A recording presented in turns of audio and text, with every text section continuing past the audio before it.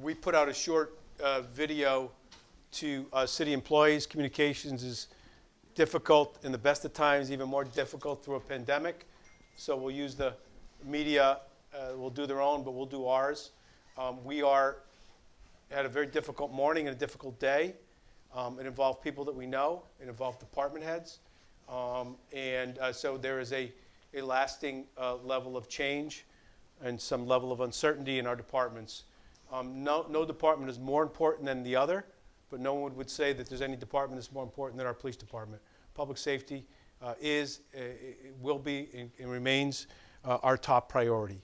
I don't need to say that to the men and women on my left and my right, or to the elected officials who constantly are trying to make sure that whatever the challenge is in the neighborhoods is addressed and that they get proper police protection.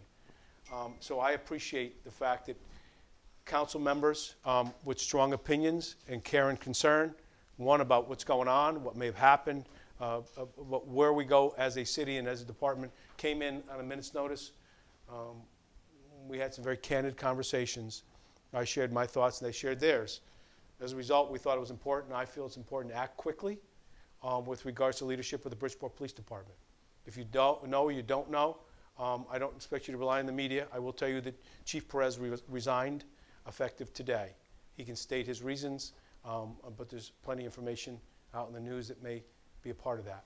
Regardless of that, and without further comment on that, I think it's more important that we focus as a city administration, as elected officials, as people that have a continued obligation to ensure that the, in the funny way that they say about a bakery, that they get up and they make the donuts, that we have a police department that has leadership, is fully suited up and ready to go, and that we as an administration, whether it's civil service department or other departments, have committed leadership going forward. And I can tell you as mayor, we will make sure that that's a top priority with deliberate actions, as this, in my view, is today, and I think it's the right action. And I've asked the assistant chief of the Bridgeport Police Department, Rebecca Garcia, if she would consider stepping in and accepting the appointment, where are you, of acting police chief.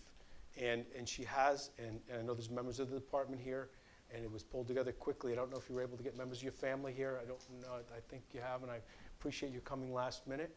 And even though it's in the midst of what all that's unfolded today, I thought it was important that she at least had the opportunity to, as a moment in her career, maybe not as she had planned it, let's say, and I don't want to make, I'm trying to make light of a very difficult situation for all of us, to have you be here with her. I think it was important. And for the members of the department that were able to join us as well, we appreciate it. And I would ask you, as I just told her and asked the President of City Council, even now more than ever, I'd ask you to make sure that you commit your support to her as your acting police chief. It doesn't work unless we have a good, you know better than I do, and a chain of command and authority. And certainly if there's direction given and it's lawful and ethical, and it's based on her experience, I'd ask you to follow that. Okay, so that we can move this department forward and keep it steady and do the job that you certainly all signed up for at some point, didn't know what it would entail.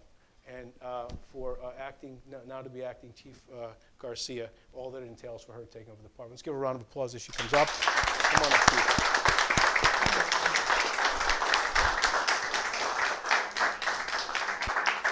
Come on. Oh, she said turn your phones off so they don't beep while we're doing the ceremony.